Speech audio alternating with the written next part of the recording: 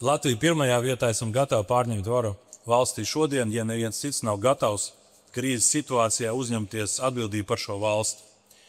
Bet, lai šo valdību veidojot, mēs neiebrauktu otrā grāvī, ir skaidri jādefinē, kādas būs vērtības, par ko mēs iestājamies, jo biznesa plāns, programma attiecībā uz to, kas ir jāpaveic, tas ir cits dokuments. Tur būs detalizēti, viņš arī prezentēs un viss.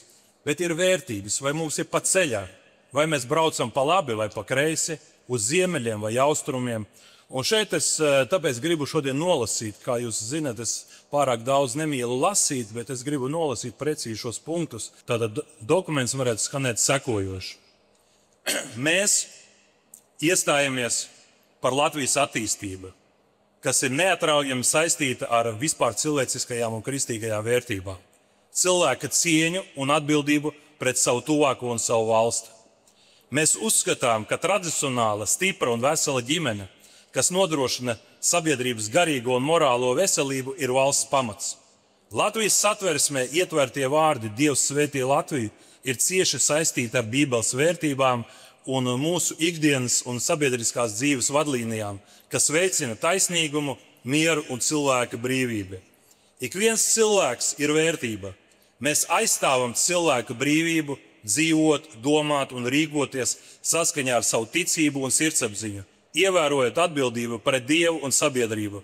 Ģimene, kas ir balstīta laulībā starp vīrieti un sievieti, ir sabiedrības stūrakmens. Mēs aizstāvam ģimenes stiprināšanu gan morāli, gan ekonomiski, radot labvēlīgus apstākļus bērnu dzimšanai un audzināšanai. Dzīvība ir dāvana un valsts pienākums ir to sargāt, atbalstīt, īpaši nodrošinot palīdzību, atbalstu, cerību cilvēkiem, kuri nonākuši grūtībās. Mēs veicinām taisnīgu un atbildīgu valsts pārvaldību, kā arī ilgspējīgu un atbildīgu saimniekošanu, dabas un valsts bagātību saglabāšanu nākamajām paaudzēm.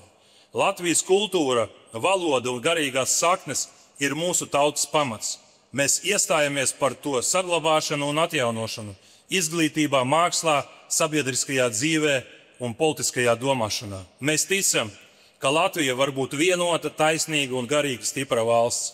Mūsu mērķis ir veidot sabiedrību, kur cilvēki dzīvo saskaņā viens ar otru, atbalstot, cienot un iedvesmojot.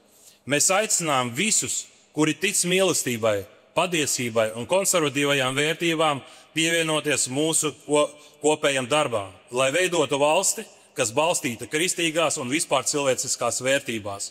Latviešu valoda ir un būs vienīgā valsts valoda, bet mēs cienīsim un atbalstīsim ikvienas mazākumtautības centienus saglabāt savu dzimto valodu, lai paaudzēs nezustu saikne ar savām saknēm, kas ir valoda, vecāki, senču tradīcijas. Mēs ticam, ka Latvijai ir nākotne, ja tās pamats ir Dievs, stipras ģimenes, cieņa un mīlestība uz savu tuvāko.